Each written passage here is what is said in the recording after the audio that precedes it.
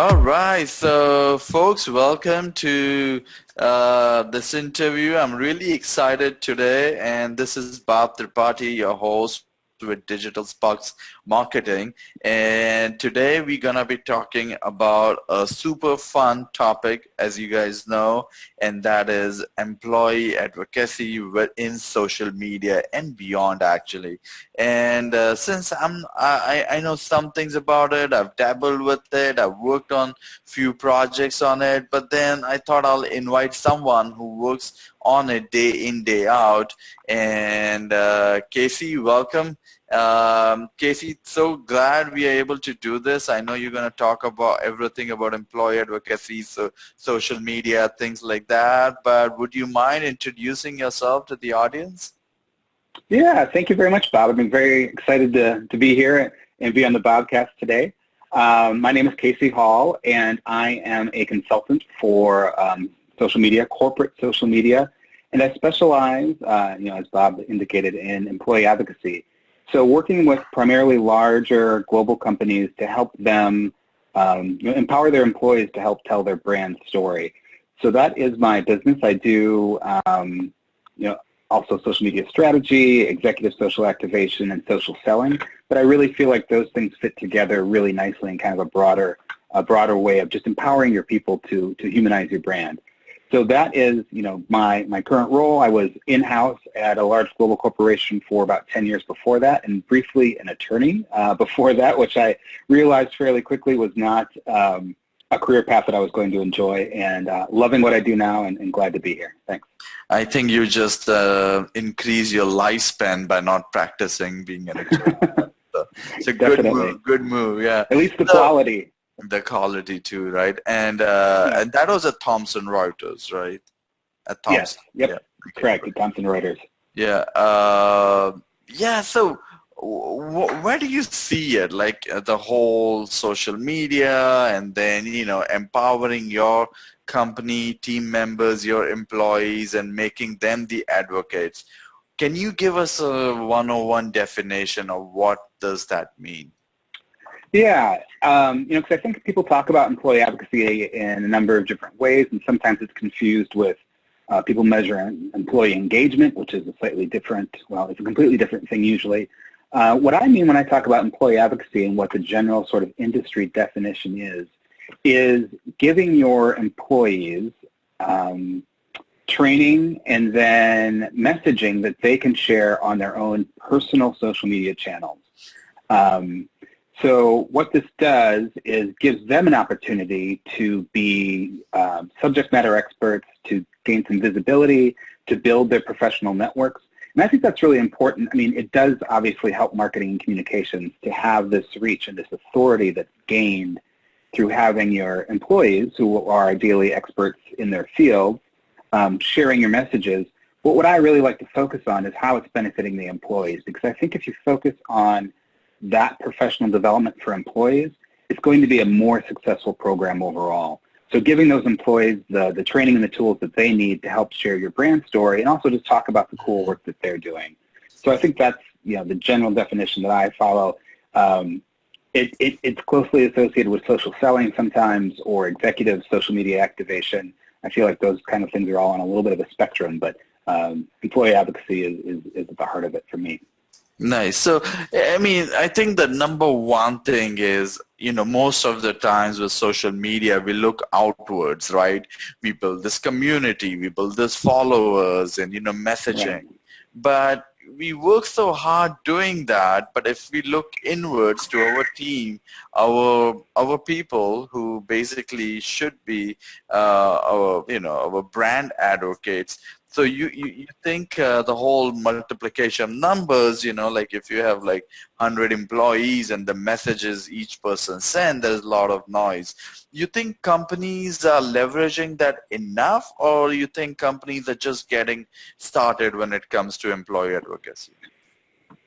I think there's a range. There are some companies who've been, even before we were talking about employee advocacy as a specific thing, there were companies like IBM who were encouraging their employees to do blogs and things like that. So I think that there's some companies that have just done this really well.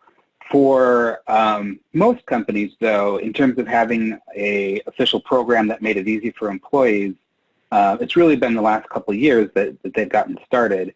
Mm-hmm. And I think there's been a lot of kind of false starts from companies too, who heard about this idea in the last few years, decided to give it a try or get a tool to start doing things, but then haven't had the kind of growth that they're expecting, either because they haven't had a content strategy in place or a training in place, or just haven't had the sort of internal culture that that allows for this. I mean, a lot of companies prohibited, and some still do, prohibited employees from talking about their company, and not just because of FINRA or HIPAA or other regulations. Just as a communications issue, they didn't want any employees sharing things. And so going from a paradigm where you're expressly telling employees that they cannot share things on social media to one where you're telling them that they can be the brand ambassadors is a big move. Sure. So I think that that's where we are right now. Is a lot of companies are understanding the value and know that they can really increase their reach and authority if they have their employees doing this. But there's still a cultural shift that needs to take place within a lot of companies. Yeah, I agree. I remember in the early days of social media, like 2007, 2008, where even a message on social needed to go through the corporate communication, right? You know those things. Yeah.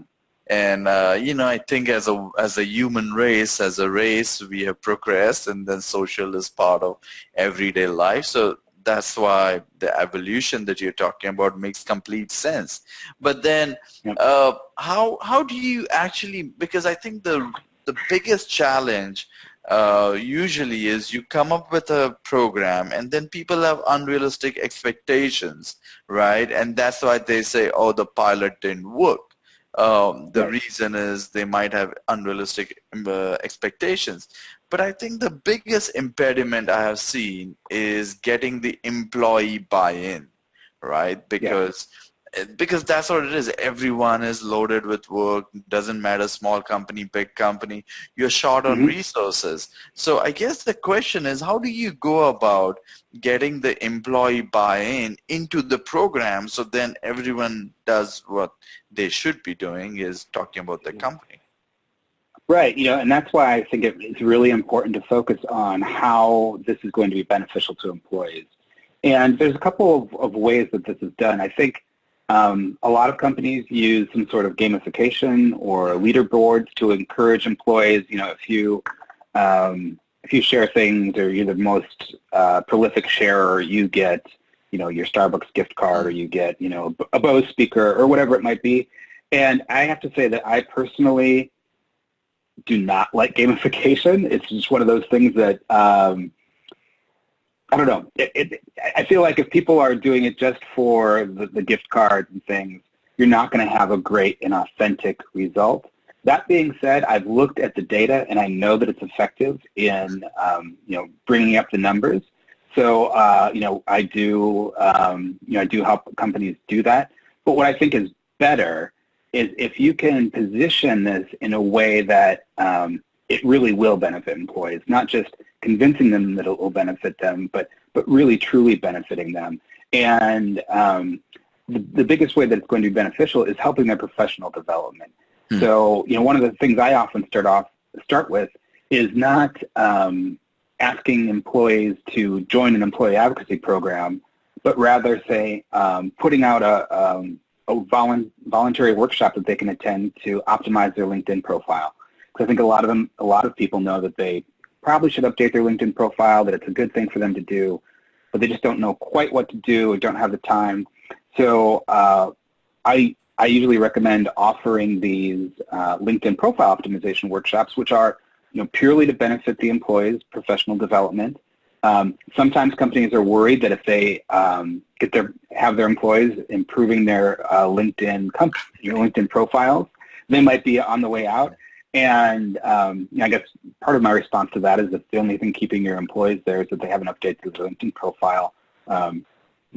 That's a much bigger problem than I can solve. Right. But by having employees who are well represented online, it's going to build your brand. And I think that is the way that brands are often seen now. I mean, every time that people go to a sales call, or if they're going to, do some networking, you look at the people who you're going to meet with on LinkedIn, and if you're working with, particularly with a digital company or a technology company or any company that wants to be innovative, if you're meeting with a VP who doesn't have a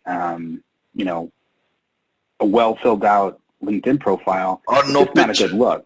Or no picture. Right, exactly. So I think it can be a brand issue for a company. So I put that first and say, okay, we're going to offer this LinkedIn profile workshop, and as part of that, I go through the basics of how to optimize your profile. Adding that picture, using your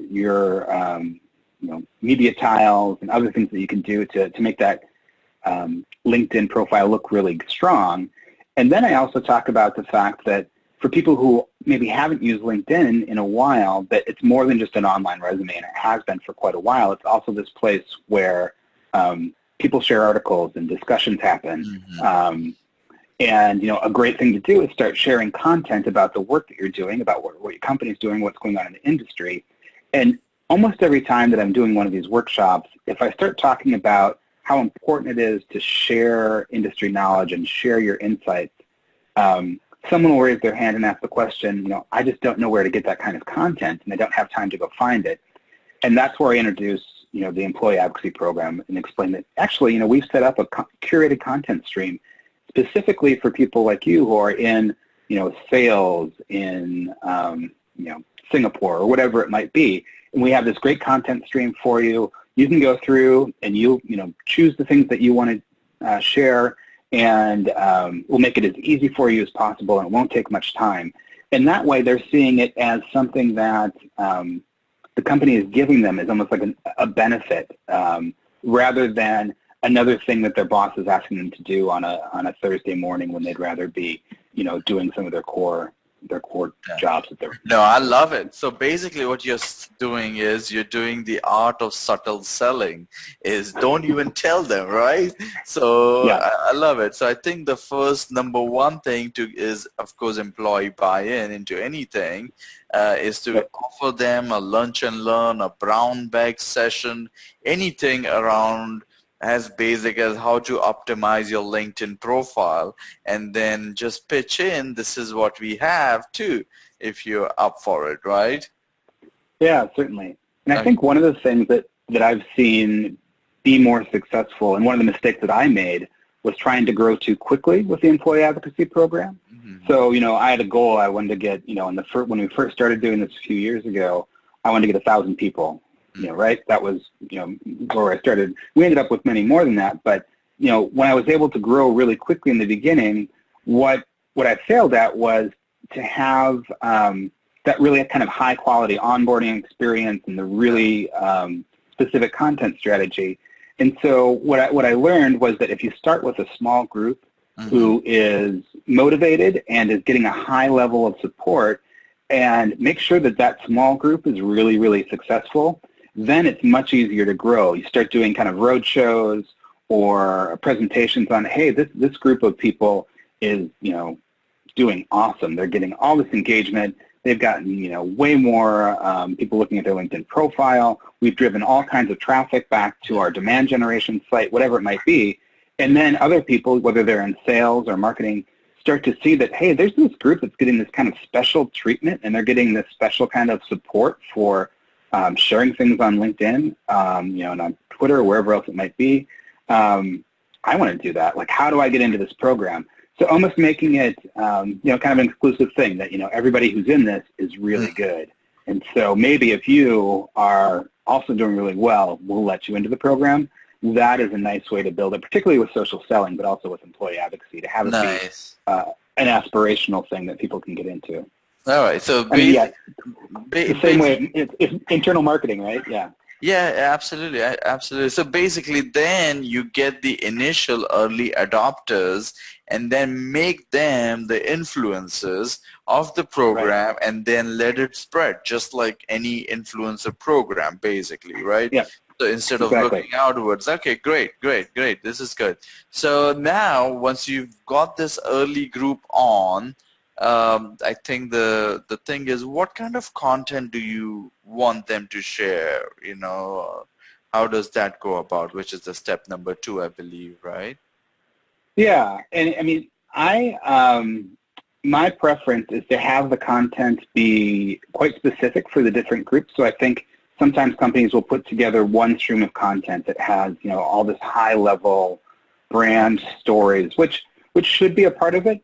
But you know, I think that there's something to be said for having really specific content. So if you have subject matter experts, like here in Minneapolis, we have, you know, 3M, so they have many engineers, and if you can give them, you know, really specific content that is maybe not of interest to, you know, the rest of the world in a great way, but is valuable to engineers. Or, you know, I was an attorney, so if there's, you know, specifically like securities law things or insurance law, we're not looking to find content that is going to necessarily appeal to the entire world, but you want to find content that's going to resonate really, really strongly with that group of employees, and then also with their networks. So, you know, like as a former attorney, my network is full of other attorneys. So, you know, I can talk about things that that I probably wouldn't generally otherwise, that are really industry specific and connect with those groups. So I think that you can really go into the weeds and be really specific with some of that content. People also like, you know, the brand or the employer brand content. So talking about, you know, we did this great work with Habitat for Humanity, or those sorts of things. You know, that content ends up being fairly popular as well. So like causes, and yeah, you know, which I think ultimately or indirectly has an impact on how you attract the new talent too, right? Because everybody's okay, good, okay. Yeah, and then the only other thing that I was going to recommend specifically for a content strategy for employee advocacy is finding executives and leaders within your company who are willing to produce some content, whether that's you know, their own LinkedIn articles or on the company blog or on Forbes.com or, you know, CFO or whatever, whatever those places might be. Because what I've found is that people really like to share content that is, you know, from the mouth of their leaders, right? So if you can share an article on LinkedIn that's not just, you know, a marketing article, but is actually something specific that was written by, you know, one of the leaders at your company talking about the industry or how they feel about, you know, professional development or whatever it might be, inserting more and more of that executive kind of thought leadership is